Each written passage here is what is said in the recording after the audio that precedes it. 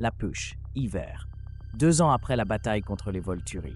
Leah Clearwater ne se transformait plus aussi souvent. La meute avait changé. Jacob et Rensme voyageaient souvent.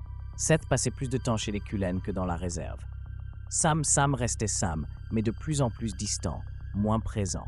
Sa meute s'était dissoute dans la routine, et Lee se sentait pareil qu'avant, forte, agile, seule. Des années après avoir tout perdu, Sam, son père, son humanité, elle n'avait toujours pas trouvé de raison, ni une empreinte, ni une excuse pour cesser de se blinder intérieurement. « Peut-être que certaines d'entre nous sont faites pour endurer », murmurait-elle en courant seule dans la forêt. C'est une nuit quelconque qu'elle le sentit. Ce n'était pas un Cullen, ce n'était pas un nouveau-né, et ce n'était pas hostile. Mais ce n'était pas humain non plus. L'odeur était plus subtile, comme de la terre humide après l'orage et du charbon éteint. Lee s'arrêta, son pelage hérissé, le cœur battant. Et alors, il apparut. Un homme debout au bord d'une clairière enneigée. Grand, peau ivoire, cheveux châtain clair attachés à la nuque. Vêtements anciens, comme d'un autre siècle, et un visage sans surprise ni peur en la voyant transformée. Juste un calme troublant. « Je ne suis pas venu pour me battre », dit-il d'une voix grave avec un accent français. « Je suis venu chercher quelque chose. » Leah ne répondit pas. Elle le regarda simplement.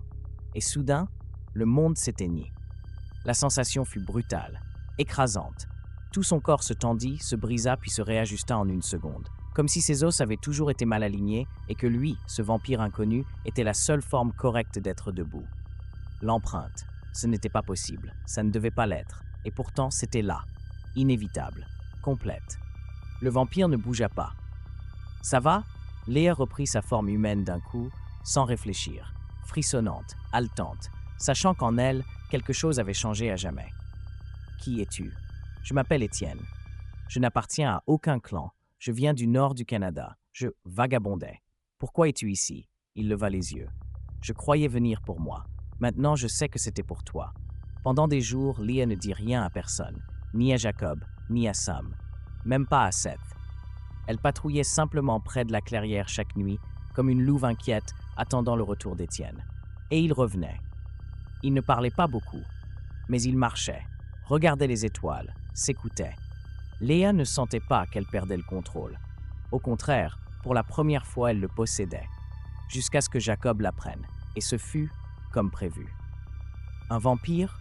rugit-il. « Lee, tu t'entends. Ce n'est pas ce que tu crois, c'est exactement ce que je crois. Ce sont nos ennemis. Ils nous tuent, Leah. Lui, non, et je ne l'ai pas choisi. Bien sûr que si. Tu pourrais t'éloigner, le rejeter, tu pourrais... »« Je ne peux pas !» cria-t-elle, et sa voix se brisa comme jamais. « Tu ne sais pas ce que c'est que de vivre en sachant que tous trouvent leur place, que tous ont un destin, sauf toi, jusqu'à maintenant. Et je ne vais pas me le faire enlever, pas même par toi. » Les Culottes le rejetèrent. Les Cullen l'observèrent. Étienne resta silencieux. Carlyle fut le seul à parler franchement à Lee. Les empreintes ne tiennent pas compte des races ni des règles, seulement de la vérité. Et si c'est réel, alors ça changera beaucoup de choses. Sam ne l'affronta qu'une seule fois. Pourquoi lui ? Je ne sais pas. Et tu l'aimes ? Lee regarda la forêt, là où Étienne attendait au loin. Puis elle reporta son regard sur Sam, calmement. Pas comme je t'ai aimé, toi. Comme si je ne t'avais jamais aimé. Sam ne répondit rien et ne lui parla plus jamais. Leah et Étienne partirent quelques semaines plus tard. Pas très loin. Juste assez. Et depuis, la rumeur courait. La louve sans empreinte, la maudite, celle destinée à la rancune, avait trouvé l'impossible. Mais ce que personne ne savait, même pas elle, c'est qu'Étienne cachait un secret. Un qu'il traînait depuis des décennies. Un qui expliquait pourquoi il ne restait jamais au même endroit. Pourquoi les nomades l'évitaient. Pourquoi ses yeux n'étaient pas seulement sombres, mais douloureux.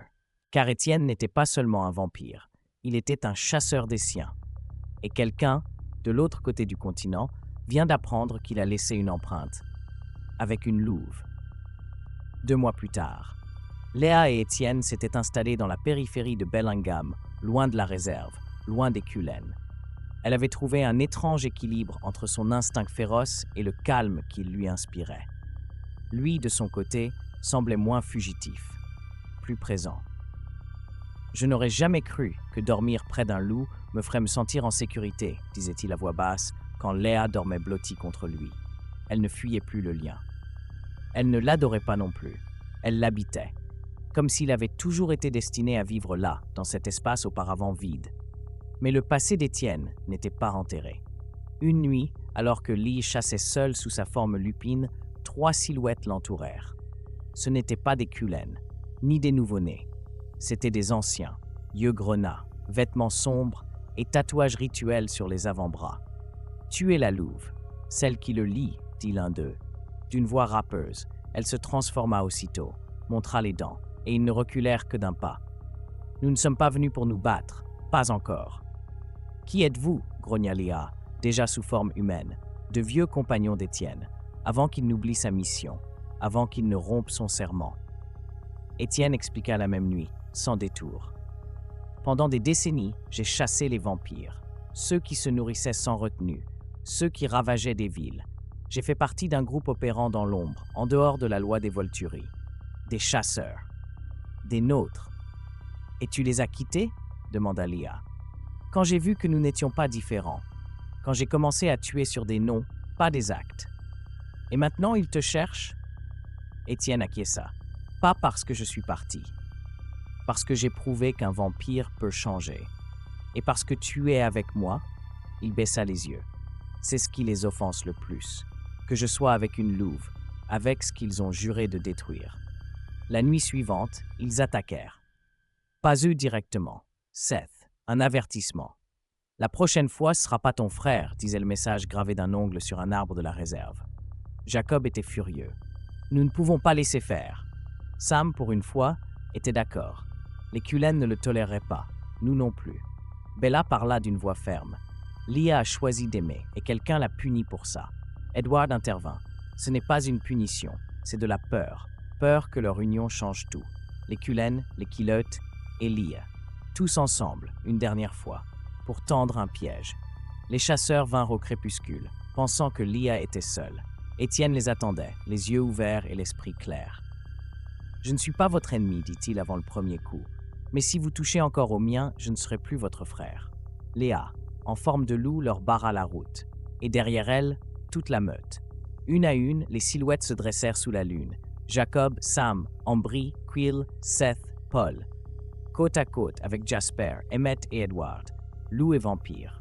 Pour Léa, pour Étienne. Pour un amour que personne ne comprenait, mais que tous respectaient. Les chasseurs s'enfuirent, pas par peur, par défaite, parce qu'ils comprirent qu'ils ne pouvaient pas briser ce qui n'était pas né pour obéir à leurs règles. Quelques semaines plus tard, le Conseil Kilote vota une chose inédite. Pour la première fois, une louve aurait sa propre voix. Et pour la première fois, un vampire serait accueilli sur un territoire sacré en tant qu'allié. Billy Black prononça une phrase dans son discours. « La haine est un héritage, mais l'amour crée l'avenir. » Léa ne se transforma plus pendant des mois. Elle n'en avait pas besoin. Et Étienne commença à écrire. Ses mémoires, son histoire, sa rédemption. Parfois, il s'asseyait face à la mer sans parler, parce que ce n'était pas nécessaire. Elle n'était plus celle qui ne s'était pas imprimée, ni celle qui ne savait pas aimer. Elle était simplement Léa, et son loup dormait en paix.